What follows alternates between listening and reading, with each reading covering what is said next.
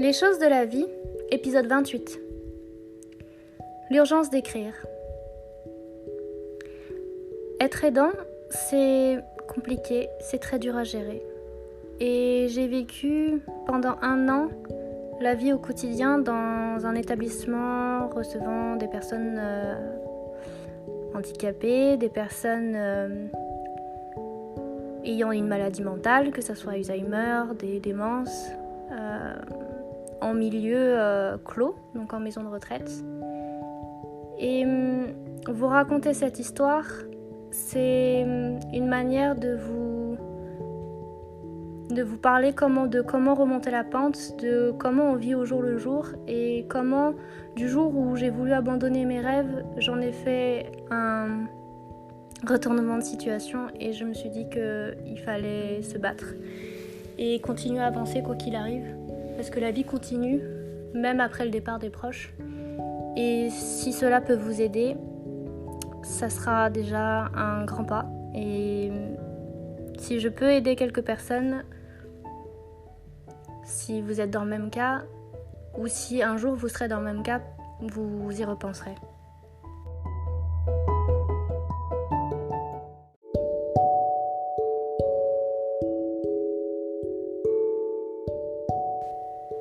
Alors, cet épisode est un peu spécial, il sera un peu plus long que les autres, et si ça vous dérange, si c'est quelque chose qui ne vous intéresse pas, passez votre chemin. Je vais lire les pages qui ont été écrites par ma mère pendant 1 an.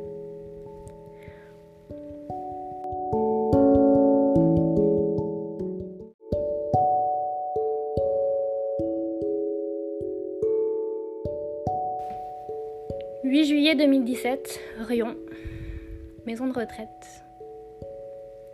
J'ai envie de dire que ce sera le journal d'une mort annoncée, que c'est triste. Nous sommes le samedi 13 février, 15 jours avant. On t'a mis sous dépamide avec les résultats du diagnostic vital. Il faut te mettre en soins palliatifs et tu es en fauteuil. Tu m'as dit, bien, on est bien tous les deux. Ah oui, c'est vrai. Que feras-tu pour la Saint-Valentin ? Oh, un gros bisou avec un sourire. Tu ne veux pas me lâcher ? Oh non, non, non, reste avec moi. J'aimerais t'aider, mais je peux rien faire qu'attendre. Attendre quoi ? C'est terrible de te voir sur ce fauteuil. On t'a descendu pour manger, et tu as bien mangé ce soir. Du jambon sec avec de la soupe gélifiée. Un grand bol et un flan que tu as trouvé très bon. Roger, Paul, Madame M était très heureux de te voir, et Paul s'est écrié « c'est triste » et il s'est mis à pleurer. Gisèle, avec son grand sourire, te caressait la main. C'est très émouvant et les résidents, ils ont encore des sentiments, j'ai l'impression. Fleur et Christian, ils étaient là aussi pour le repas, ils étaient heureux d'être à tes côtés. Et hier, c'était Swad et Michel qui sont passés te voir, c'était gentil. Tu étais plus mal aujourd'hui, tu m'as dit en partant que pour la Saint-Valentin, tu me ferais un gros bisou, un gros poutou. Je te laisse pour la nuit, triste de te laisser, mais que faire ? J'ai donné les consignes pour le repas, on verra bien demain.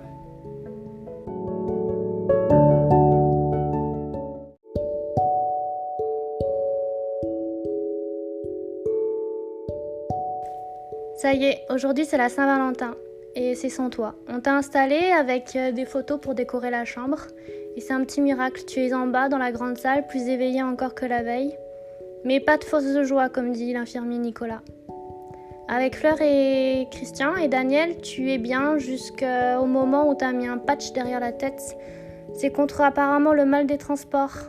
C'est de la scopolamine en fait. Pour l'encombrement et l'agressivité, mots que je n'ai pas compris ou voulu comprendre. Je sais pas, scopoderme en fait. Ouais, je m'en souviens. Elodie, Benjamin et Ignace sont venus te voir. Ils ont passé un beau moment, on a beaucoup ri. On a ri des anecdotes. Le repas s'est bien passé avec un bol de soupe et des pâtes. Tu as tout mangé, même la purée et le jambon. Et un flambi aussi, c'était chouette.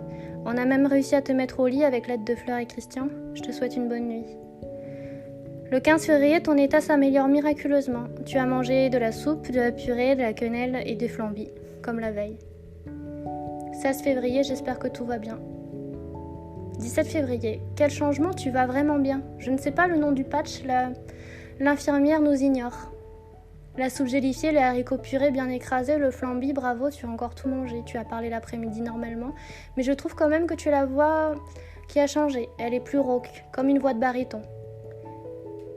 Toi qui étais en palliatif et qui t'accroches au bar avec force aujourd'hui, je suis fière de toi. Je me demande toujours comment tu vas être, mais alors là tu m'épates, et pas que moi. C'est formidable, tu parles à peu près bien. Tu ne te lèves pas, tu voudrais bien. T'as discuté avec l'aide-soignant, qui est de Tunis. Tout le monde est épaté, tu es arrivé avec mon aide à boire 3 cuillerées d'eau gélifiée, mais tes mouvements sont totalement à côté. Dès qu'on te met la pastille contre l'encombrement des branches, tu es tout amorphe. Le 21 février, comment vas-tu? Tu es mieux, mais bien sûr, en fauteuil, mais beaucoup moins confus. Je t'ai demandé, est-ce que tu te souviens de l'italien? Tu m'as répondu un poco. Tu es tout à fait cohérent et éveillé, avec beaucoup d'humour.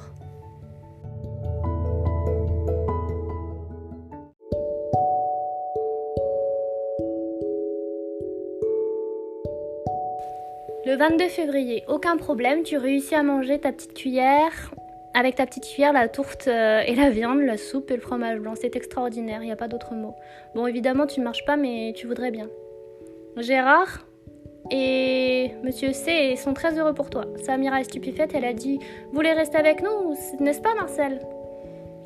Roger, Paul, Brigitte, Gisèle sont très heureux. Je me souviens que Paul a pleuré en te voyant, en réussissant à dire « C'est triste » et Gisèle te touchant la main avec son sourire merveilleux et Roger me disant « Sois courageuse ». 24 février à 8h15, téléphone à la maison de retraite pour décider de la contention du fauteuil. C'est à regret que j'ai donné mon accord temporaire. Je t'ai trouvé bien, penché en avant sur ton fauteuil, un peu agité, et c'était difficile pour manger. 26 février, quelle journée encore. Arrivé à 17h, je te trouve agité. Tu n'arrêtes pas de dire « Viens, viens ». Essayant sans cesse de te lever, je te descends pour manger et là, pas de place. La salle des dépendants est saturée complètement et ta place à la table de Paul et Roger est occupée. Tu vois, tu es déjà remplacé parce que tu ne peux pas manger seul. Tout le monde passe devant nous sans nous donner la solution. Tu es de plus en plus agité et là, j'ose demander de retrouver ta place après hésitation. Et voilà, chose faite, tu as retrouvé ta place, tu peux manger difficilement ta soupe, mais Paul à côté de toi ne mange plus complètement non plus. Il est endormi. On lui a changé son traitement, m'a-t-on dit. Et bien c'est réussi, il ne criera plus. Et puis voilà que tu respires de plus en plus difficilement également. On te monte dans ta chambre tellement agité, la peur dans les yeux, tu t'enfonces. On téléphone à SOS médecin complètement débordé. Le docteur vient, il nous faut un médecin en SOS et il arrive un peu plus tard. Monsieur D fait son examen, me demande à parler. C'était dans un état critique qu'il est. Et il a fait de la tachycardie, il a une tension à 12. Il faut prendre la décision de l'hospitaliser ou le garder à la maison de retraite qui n'aura rien pour le soulager, alors je lui dis d'accord, on l'hospitalise vu la suspicion d'embolie.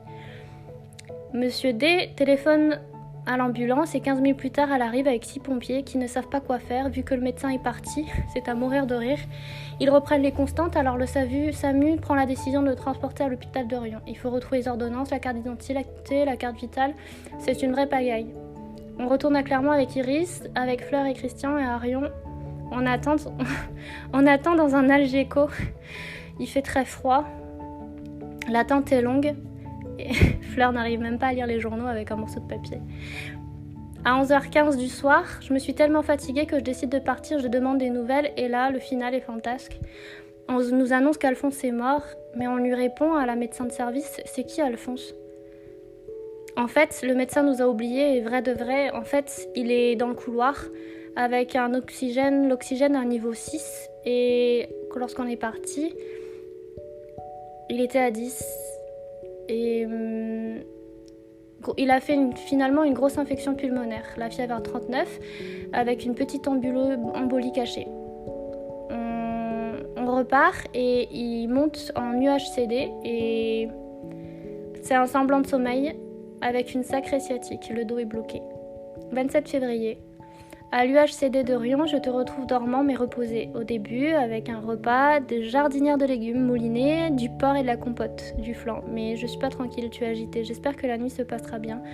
On t'a mis de l'oxygène, de l'antibiotique, en perfusion et de l'anticoagulant. 28 février. Sauvé encore une fois, t'es transféré en cardiologie. L'oxygène, les antibiotiques, la chambre, elle est bien, tu es moins agité. T'as pas trop d'appétit, mais tu manges du poulet mouliné, et de la purée de pommes de terre et de la tomate. 29 février, tu dors quand j'arrive, j'ai soigné ma sciatique, c'était dur, ils t'ont fait une injection antitétanique, paraît-il, tu n'étais plus protégée. Aérosol, oxygène, antibio, t'as mangé de la purée, de la lentille, du canard en compote, de la crème, de l'eau gélifiée. C'est toujours un peu pareil. Demain, c'est ton anniversaire, je ne serai pas là, je suis triste, mais tu es tellement plus reposée et calme. 1er mars, c'est ton anniversaire, je suis allée le fêter et j'ai dit toc toc et tu as répondu entrez. Tu t'es assis sur le fauteuil, la voix claire et ferme. Je t'ai embrassé, tes pieds ils sont tout noirs de froid, le radiateur est froid, t'as pas de gilet, les fenêtres sont complètement ouvertes, je te frotte les pieds, je te mets des chaussettes, ton gilet et j'ouvre le radiateur. Je te donne de l'eau parce qu'il n'y en avait plus. Je signale quand même que tes pieds sont froids. Le patient voisin en robe de chambre est couché, avec une écharpe et une couverture, il a très froid lui aussi, le pauvre, il n'y a pas de chauffage. C'est l'heure et je repars. À demain. Tu as une échographie et un scanner à passer. 2 mars, tout va bien exceptionnellement, tu es en forme. Tu as passé des examens, je ne sais pas les résultats, c'est moyen. Le médecin, quelle galère, mais bon, tu as toutes tes facultés ou presque. 3 mars, à 10h, le médecin téléphone. Pas possible de... Il faut le rappeler à midi. Midi, toujours personne. À 12h30, il faut rappeler. On verra. Il rentre demain vers 11h, le médecin. 15h30. Le médecin ? Ah oui, il a fait une embolie. 6 mois de traitement d'anticoagulants. Il faudra les médicaments pour son arythmie sévère et bien respecter l'alimentation mixée. Il faudra que la maison de retraite respecte cela, sinon j'aurai le droit de porter plainte. Bizarre qu'un médecin dise cela, non ?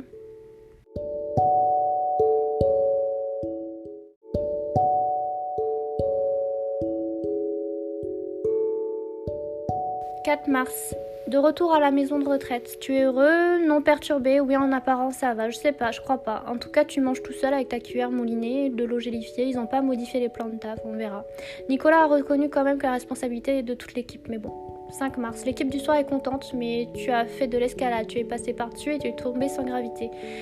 T'es un escaladeur toi, hein. Je te sens pas heureux dans cette chambre, trop petite fenêtre. On peut pas faire autrement, j'ai peur que tu tombes vraiment. Tu as aidé les filles à la salle de bain en te tenant debout, c'est formidable, mais accepteras-tu d'être attachée à ton fauteuil ? Je suis tellement fatiguée, si tu savais. Des années en arrière, t'aurais pris soin de moi, et là, tu peux pas, et y a personne. Fleur a ses études, qui sont trop prenantes, elle est adorable, et Christian aussi, mais personne peut te remplacer quand même, malgré ta maladie. Du 5 au 12 mars, tout va bien, tu es beaucoup plus calme, et ton fauteuil cassé, enfin. Il faudrait un plus grand, le vaccin, on ne sait pas quel vaccin. Le vendredi 11 mars, tu étais tellement malade le matin que l'après-midi, je me suis endormie à l'EHPAD. Et le lendemain aussi, je crois que je suis trop fatiguée, trop. Et toi qui me regardes avec le sourire, que faire ? Mais je m'épuise, je voudrais revenir des années en arrière. Tu as essayé de signer, mais en fait ce qu'on peut, tu bouges, ma veste est jolie. Tu m'as fait un compliment, c'est trop gentil. 13 mars. Visite avec mon frère, tu es content et calme, on discute, tout va bien. Ce qui m'inquiète, c'est que souvent, il n'y a plus d'eau gélifiée le soir et qu'on oublie de te mettre de l'épaississant. Tu n'arrives pas à boire. 14 mars, toujours pas d'eau gélifiée, j'en fais avec du sirop et de l'épaississant, ça m'agace. Il t'a enfin changé les 2 chaussettes. J'aimerais qu'on te change de fauteuil. Et toi qui me dis, je t'adore, que j'ai une belle veste, on discute. Des attentats en Côte d'Ivoire. Tu me dis qu'on est comme en guerre et tu es... très sensé, presque normal dans ta discussion, mais tu n'arrives pas à écrire, même tenir un stylo, c'est difficile. C'est tellement triste et frustrant dans ces moments-là, presque inacceptable. Je lui ai dit qu'elle te manquait beaucoup la maison, et tu espères revenir. Tu y crois tellement fort. 18 mars, quel plaisir de te voir comme ça, tellement bien, mais tu vas demander à voir la directrice pour rentrer à la maison. Je t'en fais voir, de toutes les couleurs. Tu m'as dit que j'étais bien habillée, tout le monde t'a regardé. Tu as très bien mangé mouliné de quiche Lorraine, la purée des petits pois, des pommes de terre et du riz au lait. Après, tu peux vite retourner dans ta chambre tranquille avant d'aller te coucher. C'est le moment délicat car je dois partir et tu n'aimes pas. Tu as même retrouvé ton humour. Les jours passent et tout va bien, enfin avec les problèmes quotidiens, la nourriture, la purée, le jambon. Pas de kiné pour ta rééducation, pourtant quelque part. 28 jours, jour de Pâques. Pourquoi ne mettent-ils pas tes dents ? Pourquoi encore de la purée et du jambon ? Tu leur as quand même dit, j'ai une fée magnifique. Je t'ai fait goûter un peu de chocolat et tu t'es régalé. 30 mars, tout va bien. Problème avec le kiné, difficile à trouver entre Nadine et Marie-Christine. Oh, et la maison de retraite, c'est du n'importe quoi.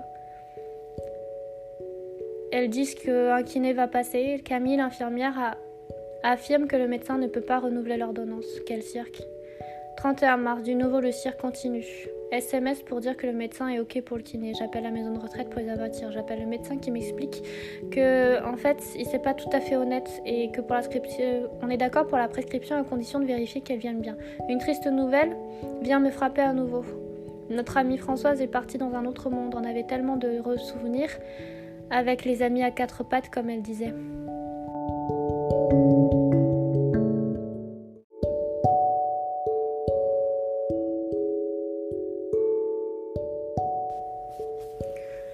11 avril, tu as une bronchite et t'es sous antibiotiques avec de l'aérosol. Moi, j'ai la grippe. 13 avril, tu vas mieux, c'est Fleur qui est grippée cette fois-ci. Son voyage à Paris est annulé, décidément pas de chance.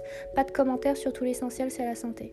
18 avril, nouvelle remise en question par un médecin. J'attends le résultat de la révélation que tu as encore dit agressif. Nicolas m'a fait la leçon pour le renouvellement de la dépamine, mais voilà, c'est reparti. Qu'est-ce que ça va donner? On verra bien. Tu tousses toujours, là encore, t'as des médicaments.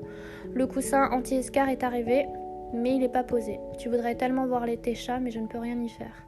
23 avril, quand même, victoire. Le coussin est arrivé sous tes fesses, et bon, c'était difficile. Il était déjà chez quelqu'un d'autre. Daniel t'a trouvé bien. Purée de pommes de terre, jambon, ravioli, purée, fromage, banane, c'est toujours la même chose. Combien de douleurs, d'espoir, tout ça pour moi, je te trouve bien, mais non. Lundi 30 mai, coup de fil à 16h30, tu es jugé encore agressif, tu pousses la table, tu as mis les mains à la gorge d'une résidence, on ne sait pas quoi, pas pourquoi, les médicaments, partir, où, quand, pourquoi. Je serai jeudi matin, je suis convoquée devant les grandes instances de l'EHPAD. Miséricorde, bon accueil, c'est comme ça que ça s'appelle, cette maison, c'est vraiment bof. Mercredi 31 mai, je te trouve un peu endormie, je te le signalerai demain. Jeudi 1er juin, le matin, il se plaint d'avoir eu froid toute la nuit. Camille a pris son pouls, il est normal, rencontre au sommet à 9h, l'avis du docteur, description détaillée de la maladie, origine vasculaire ou autre, les médicaments, elle trouve que tu en as trop, surtout l'anticoagulant prescrit pour l'hôpital de Riom en cardiologie, elle est contre, on va essayer le Xanax, elle a rigolé, elle n'y croit pas, mais bon elle va essayer. Et depuis avril, des paquines. J'aurais peut-être averti Riom en gériatrie, elle reconnaît leur faute, le manque d'informations de leur part, sinon des neuroleptiques. Mais une unité plus petite où le personnel serait plus calme, dans une grande salle, il y a trop de bruit, tu serais mieux ailleurs. On propose que tu ailles à Loubera en unité toute neuve. Je leur ai dit que je voulais une maison à Clermont-Ferrand pour me faciliter la vie et pour venir te voir tous les jours. 3 juin, tu n'étais pas bien. Tu étais fatiguée, tu manges bien, mais je te trouve vraiment amorphe. Fleur t'a téléphoné, tu es heureux, mais tu t'es rendormi. Qu'est-ce qu'il se passe? 4 juin, mon Dieu, dans quel état je te trouve? Auprès de Fleur et de Christian, tu es tellement fatiguée, tu baves, t'as le nez cool. Tu descends manger quand même et tu ne peux pas tenir ta cuillère. Je signale ton malaise, mais comme d'habitude, c'est normal. On ne sait pas comment faire pour toi, on te couche. Ta respiration est de plus en plus difficile, ta bouche coule, je te laisse. Je signale ton état et je te mets une serviette. Bonne nuit si tu peux. 10h30, appel de la maison de retraite pour signaler ton départ. Pour rien, ton état s'est aggravé. Il faut toujours attendre. Dimanche 8h, 5 juin, appel de Nicolas l'infirmier. Tu présentes un œdème pulmonaire aigu. Je téléphone au service d'urgence où tu as passé la nuit. Très mauvaise détresse respiratoire, des médicaments de puissance, ventilation. La tension a chuté. À 12h30, téléphone de l'hôpital, l'interne m'a averti que tu vas mieux, que tu es conscient, mais on pourra peut-être plus t'imposer cette souffrance et te retenir à la vie malgré tout. Tu as une infection aussi urinaire, un gros foyer infectieux, il ne sera plus nécessaire de te mettre en réanimation si tu t'en sors dans les jours suivants, alors je pourrais profiter de toi, mais combien de temps? Je te retrouve avec Fleur, Christian et Daniel aux soins intensifs de Riom. Tu dors, mais on vient te changer, avec Fleur, on te retrouve réveillé. Quel merveilleux souvenir tu as, mais nous te laissons te rendormir, à demain. 6 juin, j'entre avec Marie-Christine, avec la petite larme, bien sûr, c'est normal, tu es content, c'est émouvant, tu arrives même à être drôle avec les infirmières qui viennent te changer, faire les soins. Comment vas-tu? Et tu me réponds, impeccable. La discussion avec Marie, Nadine n'a pas pu venir parce qu'elle avait du boulot et Fleur est en stage. Tu me dis, je suis bien soignée. Ici, tu le répètes comme si à la maison de retraite, ça n'allait pas. Il s'occupe mal de nous. Marie s'en va, tu es fatiguée. Normal, au bout de 3-4 heures, je reste et tu me regardes. Va t'asseoir sur le fauteuil, décontracte-toi, tu en as besoin, reste tranquille. Je m'assois, je te laisse fermer les yeux, tu regardes de temps en temps par la fenêtre. C'est pas Chanturgue là-bas? Je sais pas, je te réponds. L'heure du repas arrive et je te quitte. Oui, tu pars, va te reposer. Je te dis au revoir, bisous, tu m'embrasses, plusieurs bisous. À demain. Non, après-demain. Tu me réponds. Tu m'épates quand même quelquefois, t'as la notion du temps, hein. Mercredi, tu es sortie d'intensif, tu vas mieux, mais tu es tellement fatiguée. Mon pauvre, je commence moi aussi à flancher, je suis fatiguée. Si tu savais l'effort que ça me demande. Riom, c'est loin, et puis le médecin qui me répète que tu fais un arrêt. Si jamais tu fais un arrêt cardiaque, on ne te réanimera pas. C'est dur. Se rend-il compte comment c'est dur à entendre? Je n'en peux plus d'entendre ça. Pour toi, pour moi, pour nous deux, c'est fini d'espérer. Faut attendre que tout s'arrête. Vendredi, samedi. Infection sévère urinaire, t'es sous antibio, toujours fatigué, tu manges bien, mais je te trouve très amaigri. Mais tu es là avec Fleur et Christian, on te fait des bisous. Dimanche, toujours très fatigué, contention dans ton lit, les infirmières t'aiment bien, elles viennent exprès te dire bonjour. On l'aime bien, la Marcel, même s'il nous en fait voir, hein. Elle plaisante avec toi.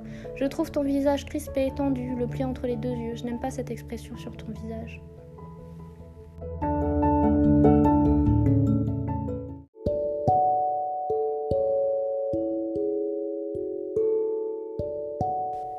Mercredi 15 juin, l'anniversaire. 1 an que tu es parti de la maison, notre maison, tu as l'air triste, pas très bien. On ne te permet plus de manger à table, comme ça tu n'embêteras plus tes voisins. Tu tousses toujours très très gras. Madame M, Gisèle, était complètement souillée. Je l'ai signalé pour qu'on la change, elle voulait partir avec son fauteuil.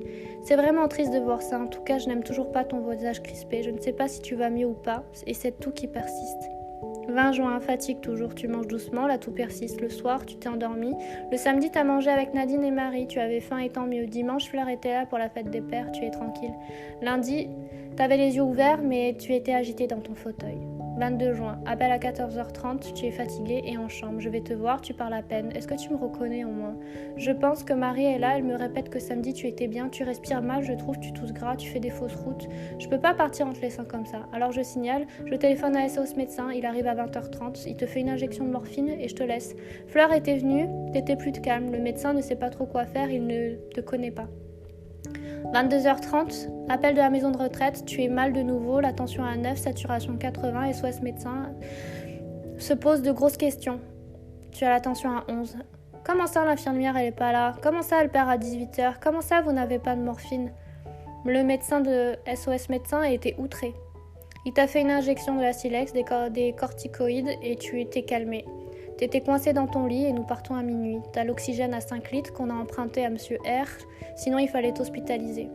Jeudi 23, 6h du matin, la nuit était calme.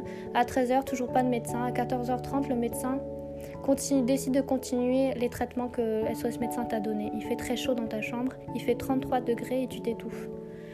24 juin, toujours à peine conscient et très fatigué, tu manges à peine. 23h, appel de nouveau, tu fais des poussées respiratoires. On te veille avec Fleur, cri-cri.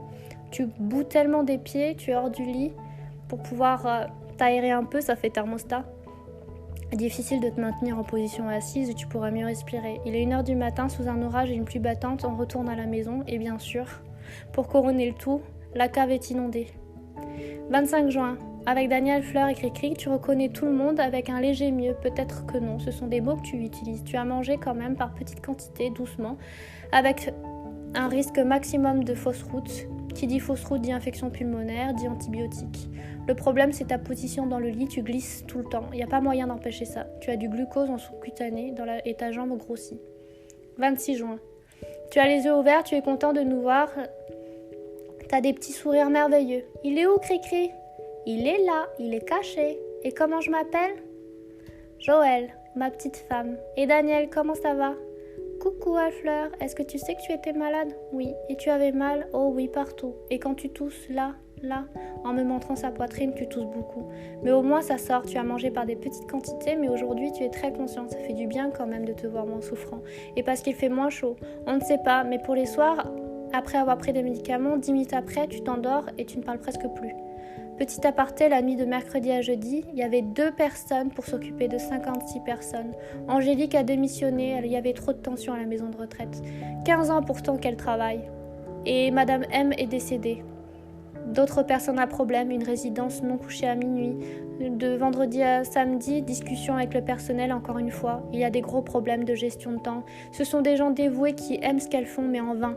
Le médecin n'est pas content, la maison n'a pas d'infirmière. Lundi, mardi, mercredi, jeudi, ton état se dégrade. Tu ne bois plus, tu ne manges plus, c'est de la souffrance. On dit que les soins palliatifs, ça permet de soulager la douleur, mais tu souffres. Plus que quelques heures. La nuit de jeudi, tu la passes avec Fleur et Cricri. Et le 1er juillet, à 10h, tu as tiré ta révérence. Sois en paix.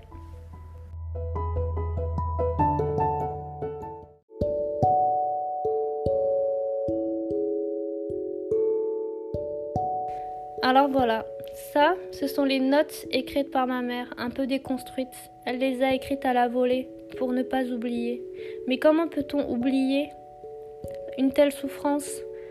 Et Si je peux vous conseiller un livre de Sophie Pelletier, EHPAD, une honte française, c'est vraiment le cas. Pendant 1 an, vous voyez de votre propres yeux la douleur, la souffrance, que ce soit de la part des résidents, mais aussi des soignants. Alors, en pleine crise sanitaire actuelle, tous ces soignants que vous voyez, ils ont du courage et je les admire pour tout le temps, le dévouement qu'ils ont envers leurs patients. Et il ne faut pas leur en vouloir, s'ils font mal parfois les choses.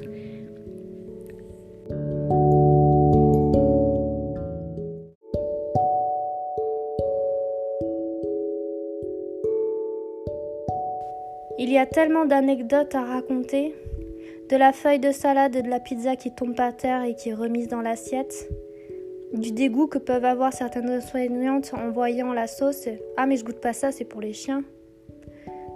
De tous ces moments-là, je ne retiens qu'une chose, c'est que quand on aime ses proches, on reste jusqu'à la fin. Et j'ai eu cette chance de pouvoir dire au revoir à mon père, de pouvoir lui prendre la main et de lui dire qu'il pouvait partir en paix. Et ça, il n'y a pas de plus grand bonheur que de pouvoir dire au revoir.